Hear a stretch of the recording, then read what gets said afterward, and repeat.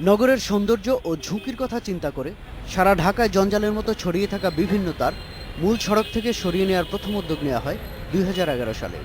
ওগুলো সরাতে বাধ্য করতে সে সময় কোথাও কোথাও তার কেটে দিলেও আবার তা ফিরে আসে আগের জায়গায়, বরং যুক্ত হচ্ছে নতুন নতুন সেবাদানকারী ব্যবসায়ী প্রতিষ্ঠানের তার।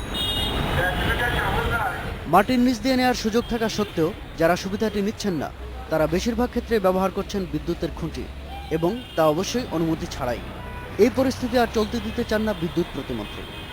সারা বিশ্বের কোনো দেশে বাংলাদেশের মতো এইভাবে ক্যাবেল ঝুলাইয়া কেউ ক্যাবেল ব্যবহার করছে না। অবৈধভাবে যে যেমনি পারছে সেভাবে তো ব্যবহার করলে হবে না। আমরা একটা শৃঙ্খলাভাবে আনার জন্যই চেষ্টা করছি।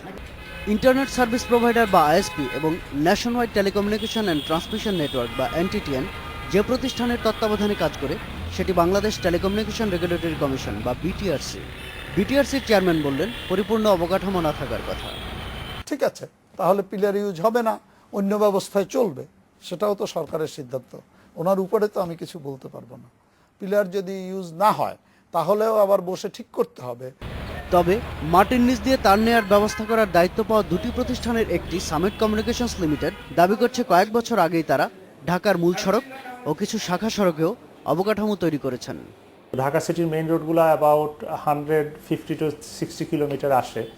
তো আমরা এ পর্যন্ত 205 কিলোমিটার আন্ডারগ্রাউন্ড নেটওয়ার্ক করেছি, যেটাতে মেইন রোডও আছে, কিছু কিছু সাব রোড আছে। এই কর্মকর্তা বলেন, বর্তমানে কাজ করা 200-র বেশি আইএসপি কোম্পানির মধ্য থেকে প্রতিষ্ঠিত ও প্রথম শ্রেণীর কয়েকটি আইএসপি কোম্পানি এবং টেলিকম অপারেটর বাদে কোনো প্রতিষ্ঠানই মাটির নিচে তার নিচ্ছে না। শাহাদাত স্বপন, ইন্ডিপেন্ডেন্ট নিউজ, ঢাকা।